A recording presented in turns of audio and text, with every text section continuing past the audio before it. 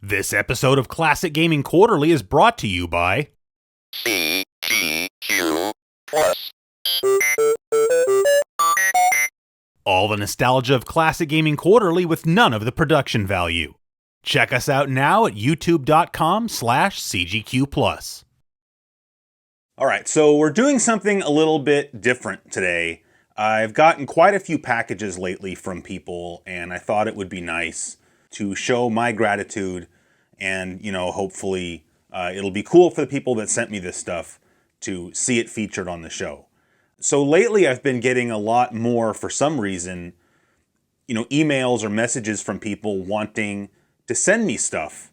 But, obviously I don't really feel that comfortable giving out my home address.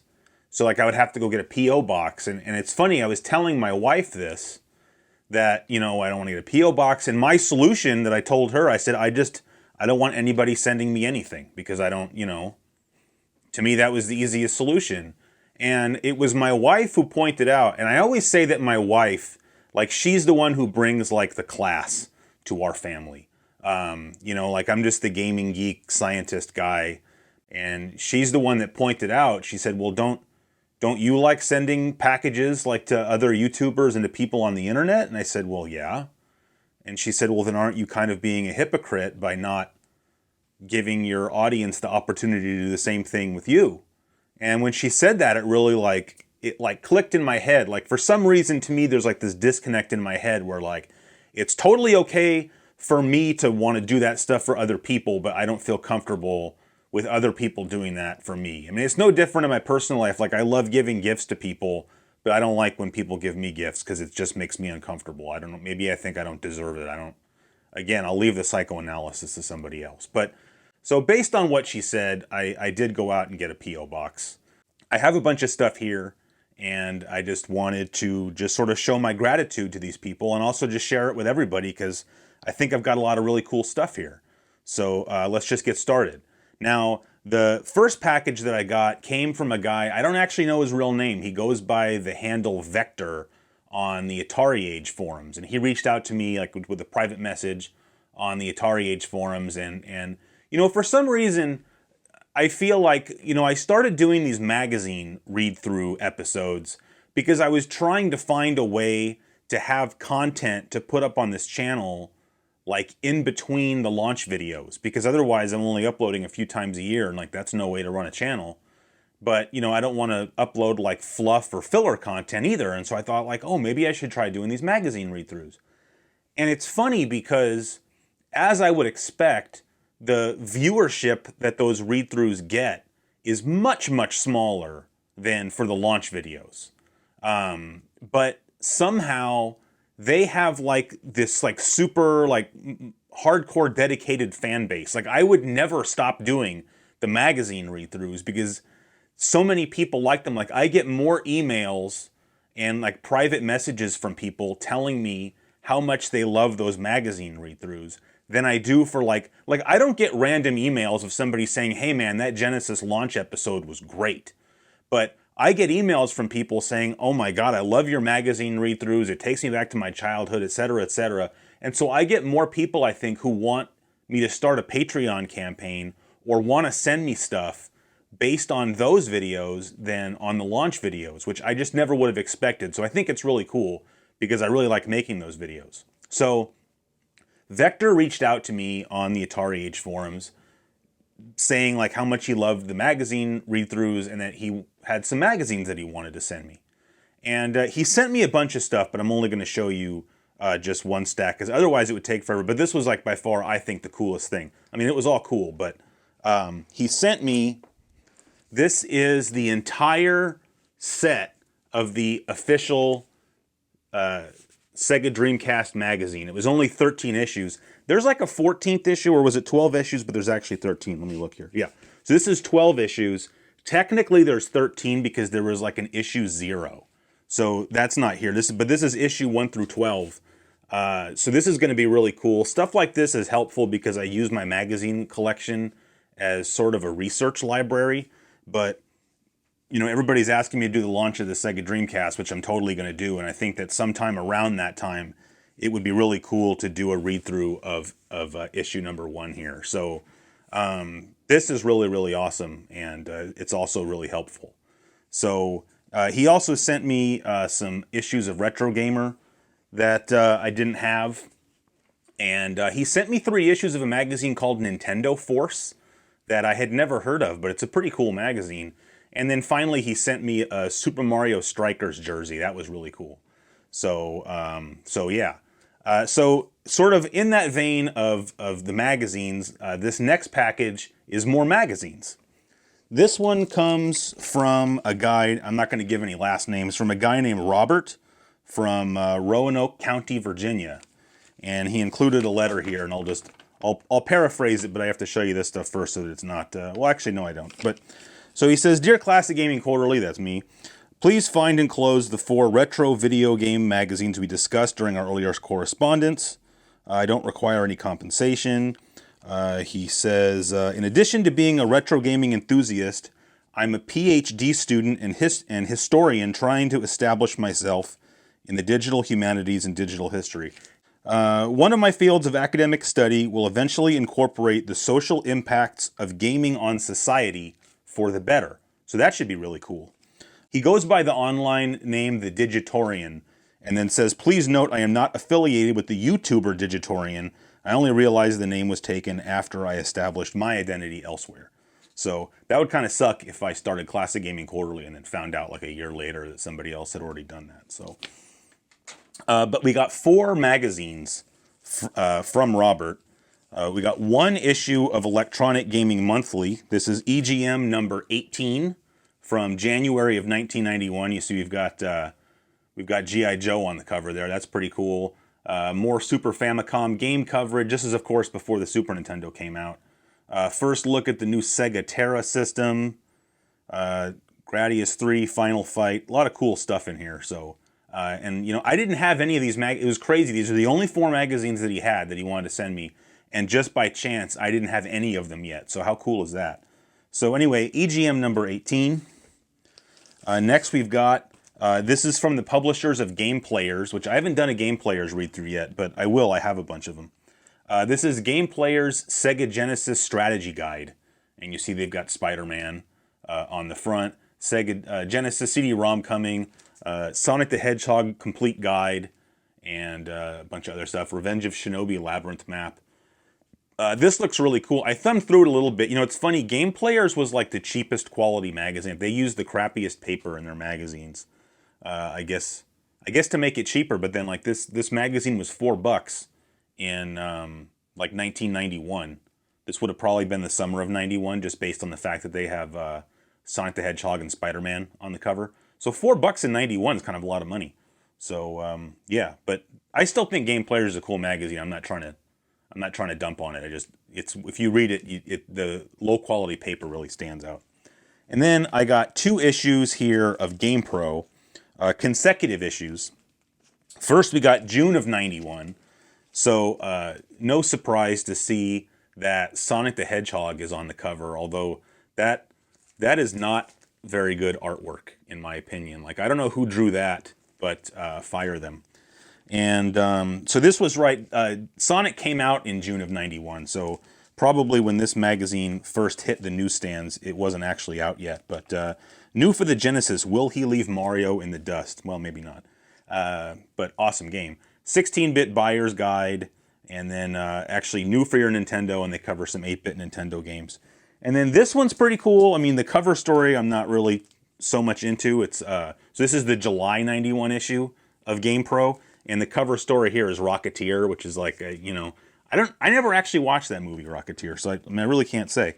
But then we've got Baseball Blowout, so they're going to review a bunch of baseball games. That's kind of okay, but what I'm really interested in is right underneath it here, TurboGrafx 16 Buyer's Guide. So I'd be really curious because, you know, in the middle of 91, the TurboGrafx was already kind of, you know, well, it was long past being on the decline. So I'm curious to read that just because I'm kind of surprised they even be giving the TurboGrafx 16 that much coverage. Although this was around the time when I think TTI by then had already taken over North American TurboGrafx distribution. I'm not positive, but if you read a lot of magazines from '91, and I talked about this on at least one read-through episode, they were pouring a lot of money into advertising. They were really trying to like have the TurboGrafx make a comeback, and so you have to think that that's got something to do with this. But this I have not had a chance to thumb through yet, but I'm looking forward to it. So these magazines are all great. Like I said, I didn't have any of them. They're all in awesome condition, and so just thank you so much, Robert. These are really cool. So this next one, now this guy, this is James from Laurium, Michigan. And James, you have the singular distinction of being, or of sending, the first piece of mail that we got in our P.O. box. These last two packages I had sent to another address. Just because, like I said, I was resisting the P.O. box because I really just didn't, whatever. So we got this from James. It's just in a letter here. So he includes a few small things. He's got a letter here, so we're going to read the letter first. That's how I was raised. You know, when you get a gift, you open the card and read it first. Then you check out your stuff. So James says, "Hi, I've been watching CGQ for about a year now. Thank you very much. I want to say that you're becoming one of my favorite YouTube channels." I appreciate that, James. I don't know if I'm deserving of that or not, but I appreciate it. Channels like yours are why I come to YouTube in the first place. That is high praise. Then he goes through some of the stuff that he included, so I'm not going to talk about that. Yeah. So he just says, "Please continue to make more of your videos. Your friend and fan, James." So he included a few things here. The first one is just, I don't know where he would have gotten this. This almost looks like it was cut out of a poster or something. But it's the first, what is that, probably 30 issues, I guess, of Nintendo Power. Like just the cover art. So that's pretty cool. I don't have all these, but you know, it brings back a lot of memories seeing some of the issues that I don't have. When I was in 6th grade when Nintendo Power started. Well, actually, I mean, Nintendo Power started in the summer before 6th grade, but like I remember my best friend Jonathan in the 6th grade, every time he would get a new issue of Nintendo Power, he would always stick it in his backpack and bring it with him to school every day. But then I'd be like, "Hey man, let me check out the issue." And he's like, "No, you know how kids are." But so checking these out, like I specifically remember issue 2 here. I don't think you're going to be able to really see it. Issue 2 there was for Castlevania 2, Simon's Quest. I remember him having that one in his backpack. But yeah, you know, it was good times. And then this is kind of a weird, you wouldn't really expect this to be a big deal, but he included, like this is cut out of a magazine, but this is a coupon for getting a copy of NFL Extreme for the PlayStation. And it's a $10 off coupon from Sears Funtronics. And this actually also brings back a lot of memories. In the spring of '97, I sort of came out of a 2 or 3 year hiatus from playing video games by going to Sears and buying a PlayStation from Sears Funtronics. And it was, Funtronics was just what they called the video game like department or whatever at Sears. And like at my Sears, it was like down in the basement where they had like the kids' clothes, and it was in one corner. And it was just like a glass counter that had all the games underneath it, and then there was like stuff on the wall behind like whoever was working the counter. And that's where I got my PlayStation. And I remember seeing these coupons. This one's from '98, but I remember seeing the coupons in '97. I saw these in PSM, although I'm sure they were in all the game magazines. The first one I saw was a similar coupon that was for Final Fantasy VII. And you could go to Sears with a coupon and you got $10 off of Final Fantasy VII and a free t-shirt. So that would have been pretty awesome. But so yeah, like something as simple as this coupon really just brings back a lot of memories.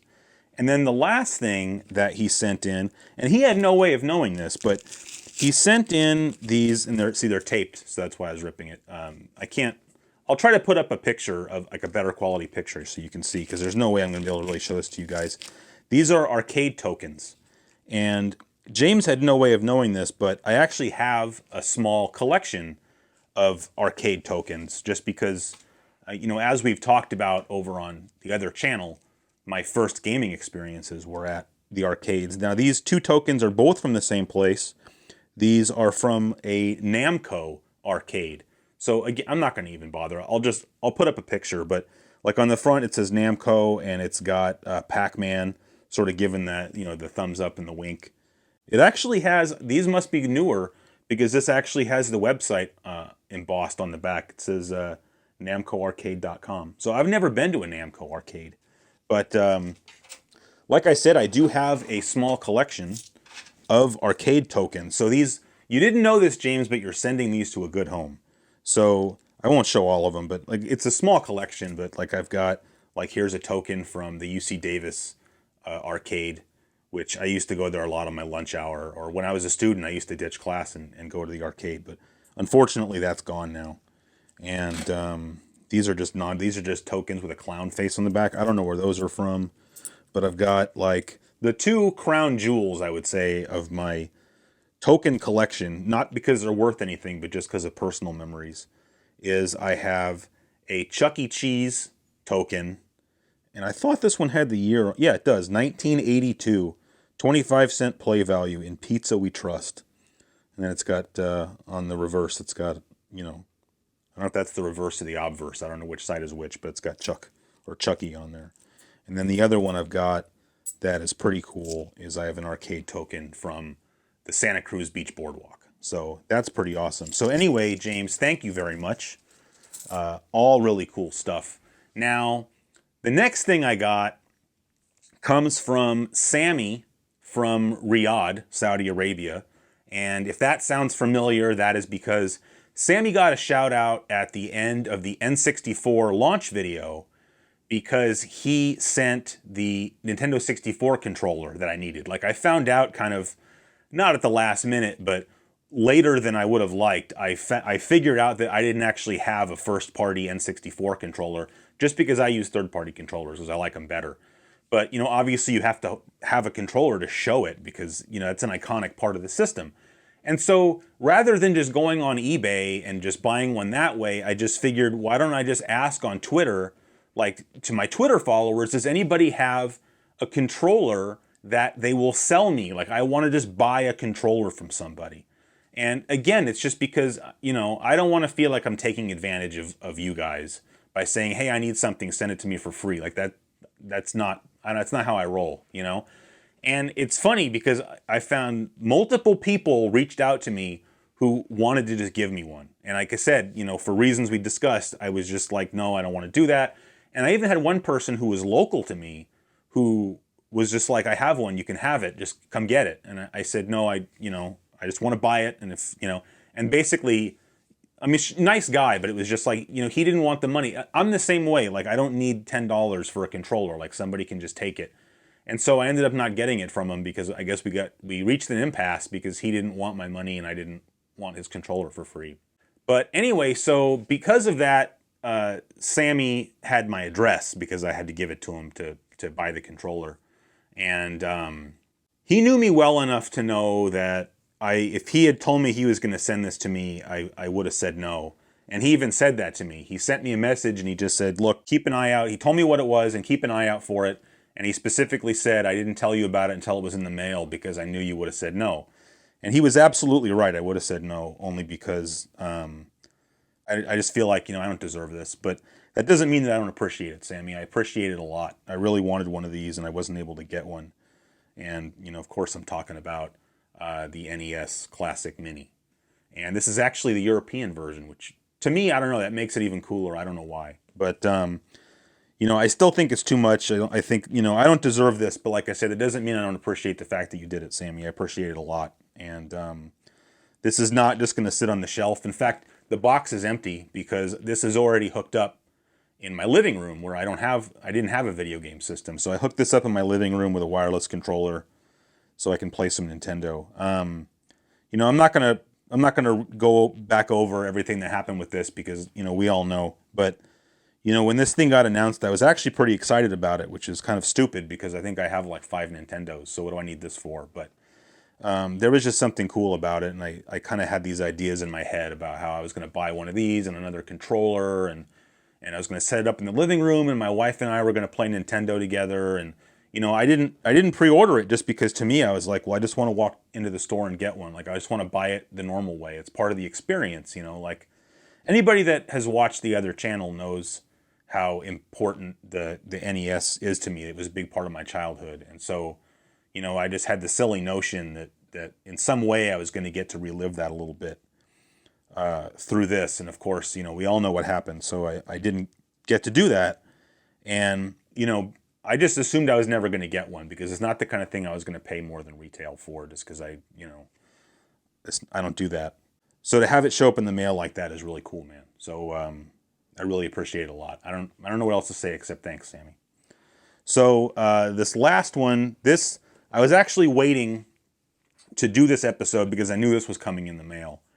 And this is another thing that also just really blew me away. And again, it's because of these magazine read-throughs. So this guy, Brian, up in Ottawa, Canada, reached out to me. And Brian is actually one of the administrators of the Retromags website. And just to be clear, he didn't send me this stuff like, in exchange for me plugging the website or anything like that. I'm the one that actually asked him. I said, hey, is it okay if I give the website a plug? Because I don't know if maybe they're just trying to sort of slide under the radar or something. But I get a lot of the messages I get or the emails I get from people. The reason so many people like the magazine read-throughs is because they grew up with those magazines, and in most cases they don't have them anymore. Like their moms threw them out or whatever. And they'll send me messages saying how I never thought I would see that again, or it's just like you took me back to being a kid and laying in bed reading through an old EGM, and they're sad that they don't have those magazines anymore. Oh, my mom threw them all out, or I chucked them when I went to college or whatever. And I don't know how many people are aware that Retromags exists. The whole point of the Retromags website is to digitally preserve old video game magazines, and so they have a ton. They don't have everything, obviously, but they have. I'm surprised at some of the esoteric magazines that they have scanned in, like complete scans. And they're free. You can just sign up. You sign up for a free account and you can download. They limit you to downloading 5 magazines a day just because those scans are like, some of them are like 200 megabytes depending on how big, if it's a thick magazine. I mean, these are high quality scans. And so, they have server fees to deal with. And so they're limiting you to, what could be up to a gigabyte a day, which is pretty good. I can't imagine it's cheap to run a website like that. So when I did the read through of, I believe it was the November 89 issue of GamePro, I mentioned that the reason I picked that one was that it was the earliest issue of GamePro that I had. And, I have sort of a short list of magazines that I would love to have to be able to do a read through on the show. But, for the most part, these magazines are not cheap anymore because they're very collectible. And so, I think like unless I use show money to pay for it, which I'm not against doing, like some of these might just be unobtainable. And this was one of those where I felt that way. Like I didn't think I was ever going to be holding this issue in my hands. And that is GamePro issue number 1. And this magazine's in really good shape. And I just can't tell you how excited I am just to have it. And I can't wait to do a read through of it for you guys. It really blows me away that the generosity of you guys like Brian and Sami and everybody who sent something to me. And I really do appreciate it. And like I said, it's going to get used on the show. Now, Brian actually sent me 2 magazines, but I'm only showing you this one for 2 reasons. The other one is only on loan. Like I have to do the read through and send it back to him, which is totally fine with me. But I kind of want it to be a surprise when I read it just because I didn't actually know this magazine existed. And I think it's going to be awesome. It's so cheesy. I might put that read-through up on CGQ Plus instead of on this channel just because I think that's going to have a much, much smaller audience. And it's not going to have a lot of gameplay footage, I don't think. So, but anyway, just getting back to this, Brian, thank you very much. I don't know what else to say. So that's pretty much it. For this episode. I imagine I'll do this again sometime if I have more stuff to show. Like I said, I really love sending things to other YouTube channels, and it really is a huge thrill for me when those people, feature what I sent them on their show. Like, you know, I guess I'm just being a geek, but you know, when I hear my name mentioned on somebody else's YouTube channel, it just makes my day. So I hope I was able to sort of pay that forward in some small way with these 5 guys that sent me some stuff. So the next episode of Classic Gaming Quarterly is going to be another magazine read through. It is. I'm not going to tell you which one. I will say it is quite possibly, for my generation at least, the most iconic issue of probably the most iconic video game magazine. That one should be up in just a couple of days. I've recorded everything except I need to record gameplay footage for one more game, and then I've already edited about half of the show, so I just need to edit the rest of it up. And I'm having a ball making this episode, and I think it's turning out really well, so I'm really excited about it. If you like this kind of content, me standing in front of the camera or sitting in front of the camera just talking about video games, please go check out CGQ+. I've got about 1,200 of you that have come over there already, which is awesome. But I can't help but think that most people that are into like magazine read-throughs or are watching a video like this would enjoy what's going on over there. So just go head over there and just check out like one video. And I would say the videos have been getting a lot better. So if you're only going to check out one, maybe check out the most recent one instead of the first one. And just see what you think. And if you don't like it, it's no big deal. I understand. So that's going to do it for this episode of Classic Gaming Quarterly. As always, thanks for watching, and we'll see you next time.